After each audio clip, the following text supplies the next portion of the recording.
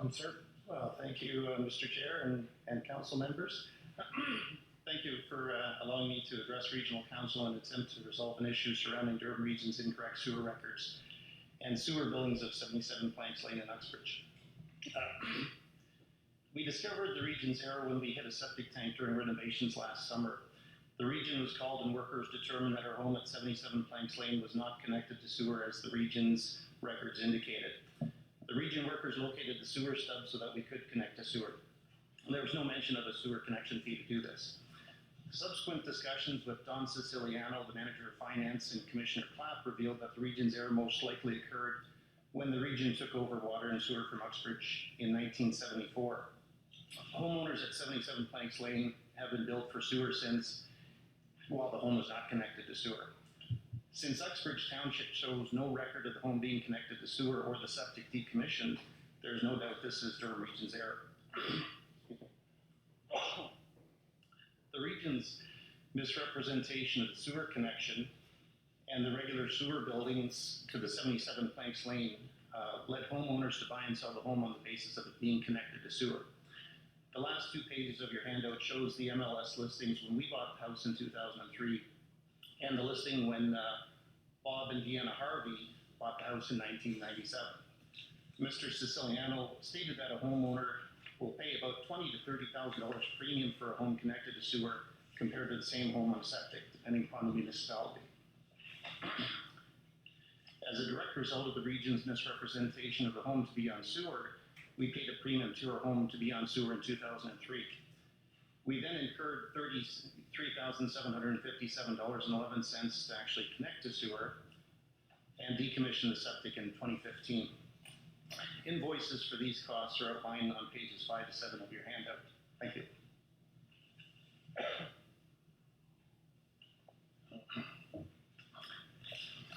After we were connected to sewer, Don Siciliano also informed me that there was a sewer connection fee. This error has also resulted in Durham Region charging us for sewer usage when we were never connected to sewer. Sewer charges since we moved in August 2003, plus a modest 4% annual interest, brings the billing error cost to $3,237.86, which is outlined on page 3 of your handout. The 4th page of the handout is Don Siciliano confirming the sewer charges to be accurate based upon past usage and rates. Page 2 of your handout shows how much Durham Region has benefited from their own error. Using that same 4% annual interest since 1974, it is estimated that Durham Region has incorrectly billed and collected over $12,000 from 77 Planks Lane homeowners for sewer charges when the home was not connected to sewer. A 4% annual interest is reasonable over the past 12 years, but it may be a bit low over the past 41 years. And I'm sure no one on this council would think 4% annual interest is unreasonable, considering that Durham Region charges about 1% interest per month or 12% per year on overdue sewer charges. To offset the damages my wife and I incurred as a direct result of the Durham Region's error, I'm asking that Regional Council approve the reimbursement to me of the sewer connection costs and billing error totaling $6,994.97. And I'm also asking that the sewer connection fee be waived. This is summarized on the cover of the handout.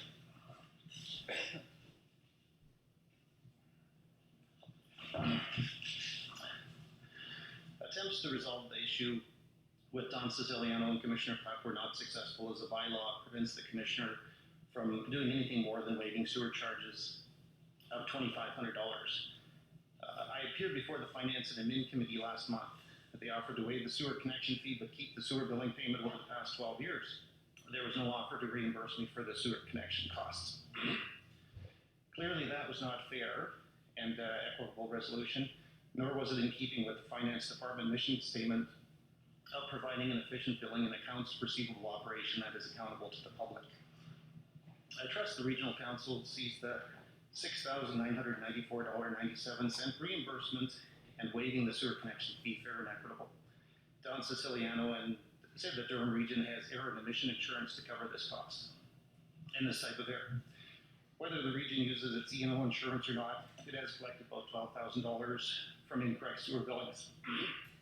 The surplus, $5,000, can be used to repay previous homeowners as well, and it demonstrates an opportunity for the Regional Council to show your corporate values of ethical leadership, accountability, and service excellence.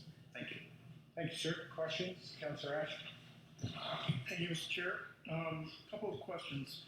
Sir, at the Finance Committee, you were asked or suggested that you contact your realtor, your lawyer, and also title insurance. Have you taken the time of the last 3 weeks to look at any of those opportunities?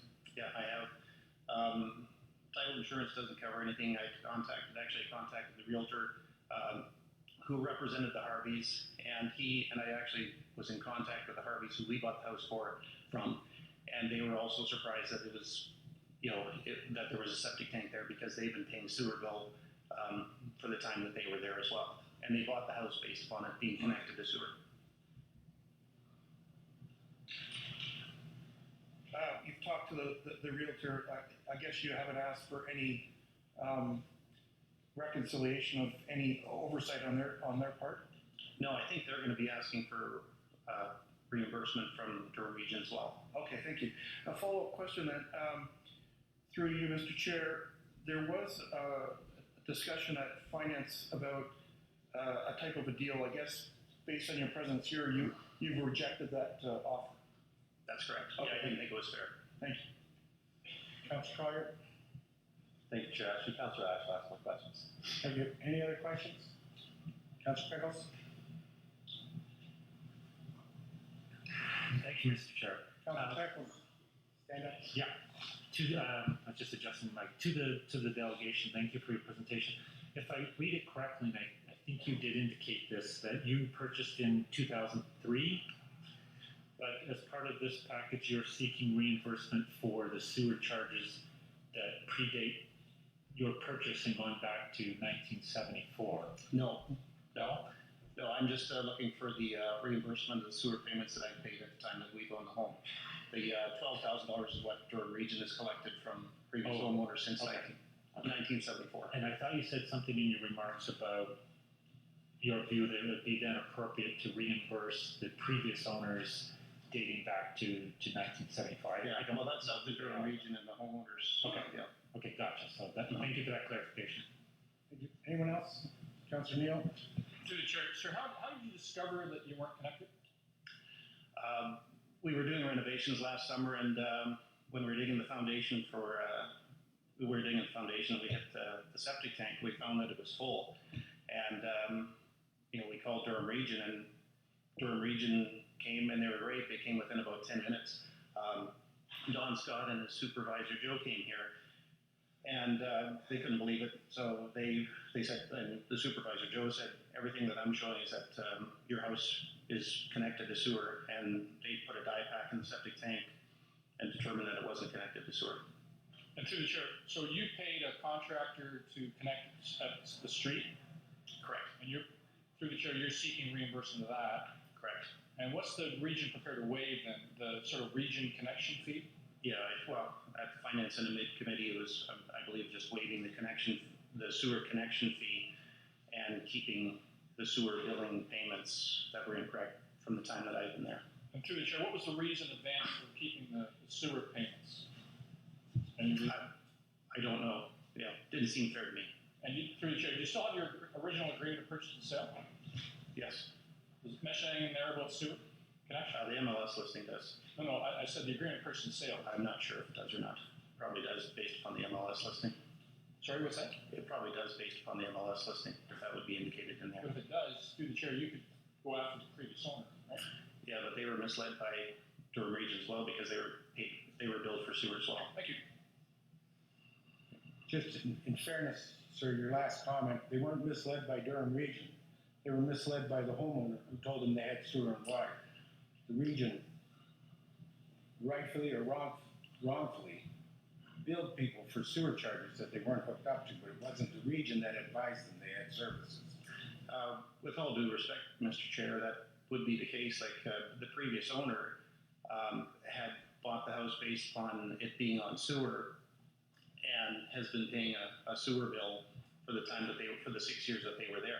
They never called the region and said, are we on sewers? But they wouldn't have to because they'd have a sewer bill. Anyone else? Councillor McLean? Thank you, sir, for your delegation. You had the house for 13 years and you had no sewer problem? Yeah, but apparently it was Durham's best septic tank. I can imagine, that's a long time. I don't know how often septic tanks have to be drained, but and the people before you there, they sold the house in 1997, and they didn't have to drain the septic, or? Yeah, no, I was in contact with Bob Harvey, who was the previous homeowner, and for the time that he was there, he was as surprised as I was that there was a septic tank there and they were not connected to sewer. Okay, the one I have here is from Bert Corbett and Georgina Corbett. Yeah, they were the owners before the Harveys. And on the MLS list, we had sewage for that. Have you been in touch with them, or? I haven't been able to reach them. I'm going to contact the real estate agent to see if they can track them down. But that's really more up to them to. Were they paying sewer? Were the Corbett's paying the sewer bill? According to Don Siciliano, it's most likely the case. Most likely the case, but we don't know. Yeah, apparently Durham Region doesn't keep records past 6 years, but Don has said it's quite likely. The Corbett's, when they listed their house, they told the listing agent that they're on sewers. Yeah, which Progressed down the chain of command to. yeah, and probably the reason that they were listing it as connected to sewer is because they've been receiving sewer bills, Don has indicated. Has there been any communication with the real estate board, Korea, in regards to this? No, I haven't contacted them. Okay, thank you. Councillor Parrish? Thank you, Mr. Chair. So in just summarizing, the difference between what was recommended at Finance Committee and what you're seeking is the reimbursement plus interest in the total amount of $3,237.86. The difference between the Finance Committee offering, basically they just offered to waive the sewer connection fee, so the difference is $6,994.97. The difference is $6,994.97. Correct. And so what you're seeking then is that number plus the waiving of the fee. That's correct. Okay. Mr. Chairman, I didn't see anything from the Finance Committee in this report on this. Where is this dealt with? Where does this council deal with this? It was dealt with at joint finance and works or finance? Finance and admin. And the way we left it was we made a recommendation and the gentleman was supposed to meet with Mr. Clapp and someone else to come to some sort of agreement, and that meeting apparently never took place. And as the way I understand it, it was Mr. Clapp's position that for various reasons, all he could recommend, all he had the authority to sanction was the waiver of the fee. No, that's all he would recommend is the way. That's all he was recommending. So where in today's agenda do we deal with this, Mr. Chair? I believe it's under finance and admin item. There's no other recommendation. I didn't see it, but maybe I Item under delegations of the finance and admin.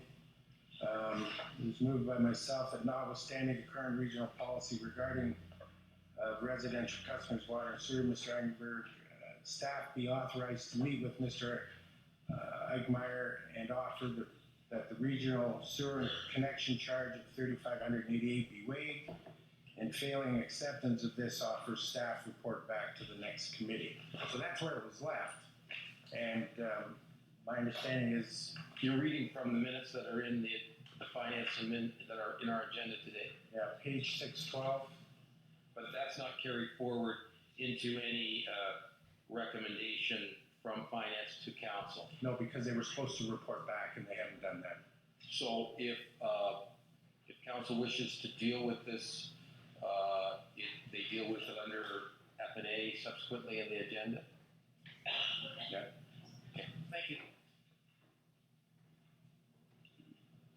on delegations, but I think the offer that came through F&A, and Mr. Clapp can clarify, it was a little bit more than what we just heard.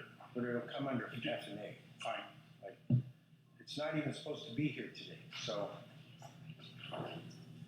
Mr. Eichmeyer, am I saying your name right, sir? Eichmeyer? Eichmeyer. Close enough. Had the opportunity to appear here.